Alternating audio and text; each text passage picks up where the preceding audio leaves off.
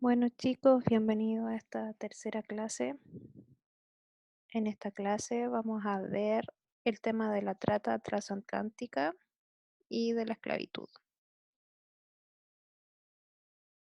Vamos a partir con unas preguntas guías que me gustaría que las fueran pensando y que las fuéramos analizando de a poco dentro de la medida de lo posible de todo este contexto. Preguntarnos por qué es importante cuantificar el comercio de esclavos. ¿Cómo han medido los historiadores el volumen del comercio? ¿Por qué razones trajeron los esclavistas europeos a personas de África a las Américas?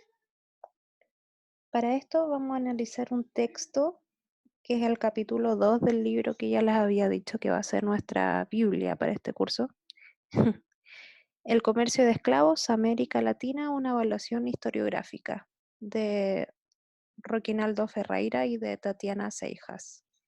Me pone muy contenta que por fin veamos a un afrodescendiente y a una mujer. Bueno, Roquinaldo es historiador, es profesor de historia, es especializado obviamente en la historia africana, atlántica y brasileña. Enseña en diferentes universidades de Estados Unidos y es el director del Centro para el Estudio de la Esclavitud y la Justicia. Por otra parte tenemos a Tatiana Seijas. Ella también es historiadora.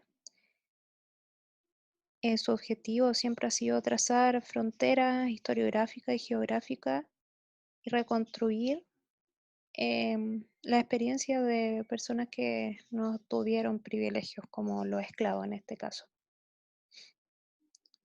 Bueno, en este capítulo comienzan hablándonos que existen dos corrientes interpretativas que marcan la historiografía del comercio negrero a América Latina. El primero de ellos habla sobre estudios cuantitativos sobre el número de africanos esclavizados traídos hacia Latinoamérica. Existe una base de datos sobre el comercio, Transatlantic Trade Database. Esta base de datos ha dado cuenta que esta es la migración más grande de la historia. También muestra los recorridos y destinos que tuvieron los africanos que llegaron a este continente. Bueno, claramente Brasil tiene una importante cifra en la diáspora africana. La contracara de esta base son tres. Primero, tendencia a gran escala y números fríos sobre las personas porque no da cuenta de la dimensión humana. También se han sobredimensionado la confiabilidad de los datos oficiales. Y por último, muchos números sobre embarcaciones, pero no cuentan la realidad del contrabando. Podrían, por ejemplo, comenzar a usarse otras fuentes de saberes como documentos notariales, entre otros. Las líneas de estudio principalmente van por el comercio nacional o interamericano, los mercados, todo lo que significa los mercados de esclavos, y el análisis del impacto de la esclavitud en la estructura socioeconómica en la colonia, como también en la poscolonia. Otra corriente em, que se marca dentro de la historiografía del comercio negrero es la antropología cultural. Los autores señalan que esta corriente estudia las implicancias sociales y culturales del comercio de esclavos. Pasó de los debates sobre retención cultural y criollización al estudio de las estrategias de construcción comunitaria y reinvención cultural en África y América. Esta línea hablaría sobre la historia, el comercio y las identidades también que inciden en lo que es hoy la región.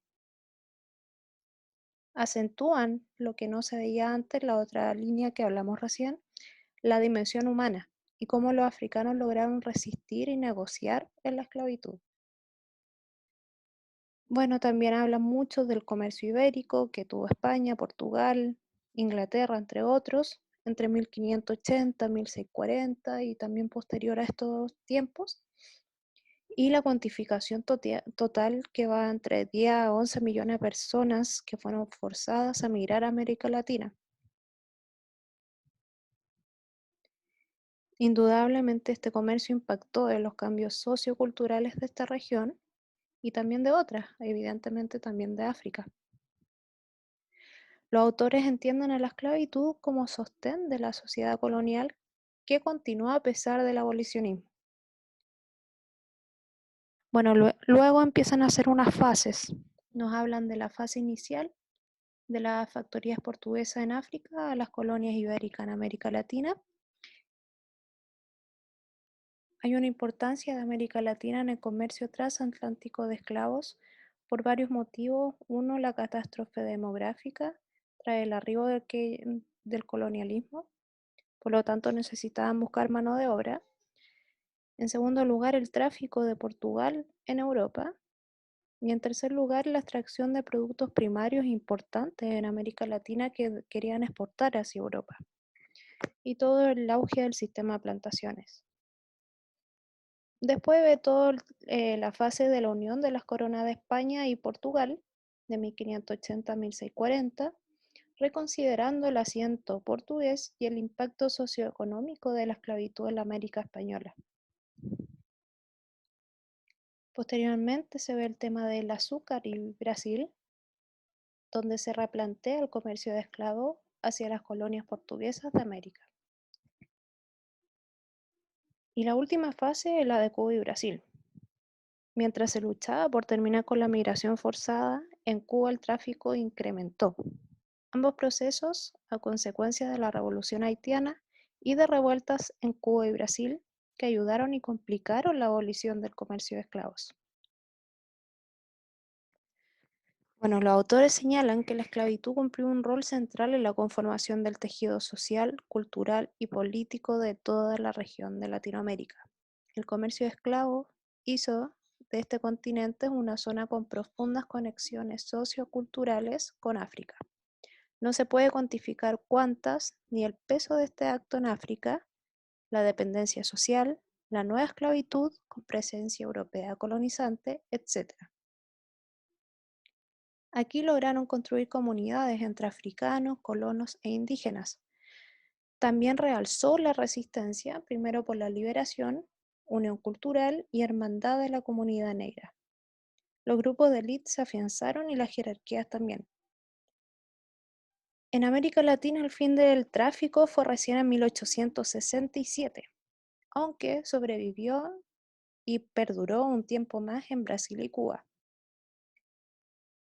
En este trabajo que hemos analizado se reconoce el estudio cuantitativo, pero también realzan que faltan más estudios cualitativos de nuevas áreas, de género, de relaciones entre África y América, de memoria pública de la esclavitud, del comercio, enfoques comparativos, análisis interdisciplinarios y también estudios colaborativos. Bueno, sobre la esclavitud les puse un texto de Freire, La Casa Grande y Senzala, que es un texto muy interesante porque lo que hace es mostrar un poco la realidad de Brasil en la época de la colonia. Es un poco largo, pero lo más importante de ver en este texto es la relación de la Casa Grande, donde vivían efectivamente los dueños blancos, patrones de fondo en este caso, y la senzala que era, no sé, imagínense donde están ahora los caballos, que ahí estaban los esclavos en pésimas condiciones y viviendo una vida que le fue forzada a hacer. Y también está el clásico de Eric Williams sobre capitalismo y esclavitud. No quisiera ahondar mucho más en esta clase, pero sí encuentro que es muy importante que entendamos que de verdad esta fue la migración más grande y la migración forzada más grande que ha habido durante la existencia.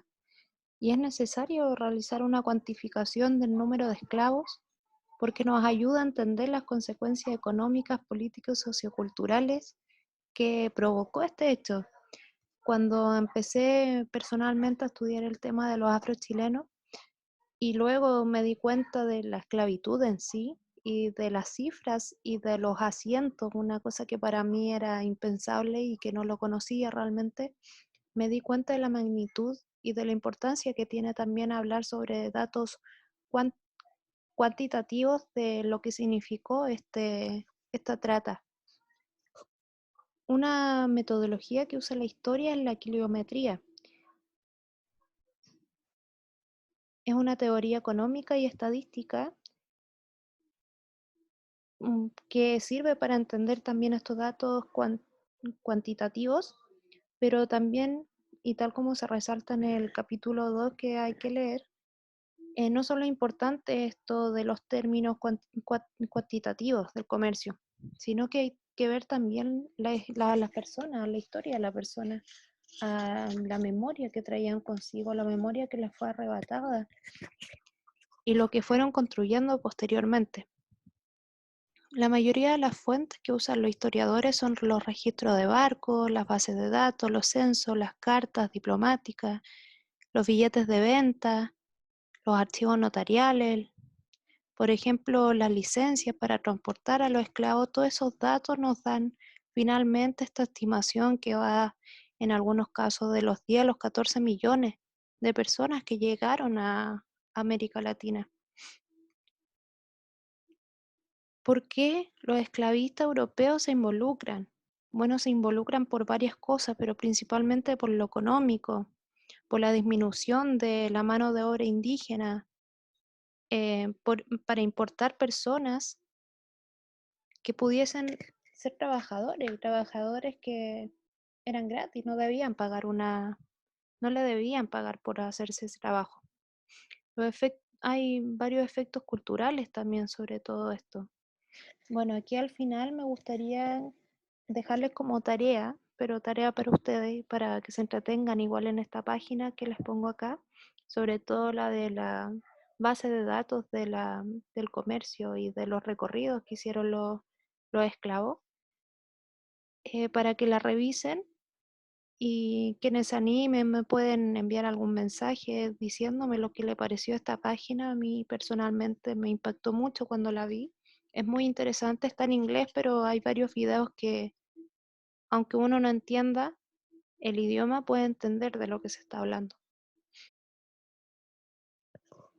¿Y por qué es tan importante entender esta esclavitud? Porque fueron 400 años, no fue además la mayor migración forzada, no fueron 14 millones de personas que las trajeron obligadas acá, sino que fueron 400 años de esclavitud y que hasta el día de hoy todavía continúa ese estigma, esa discriminación contra los negros.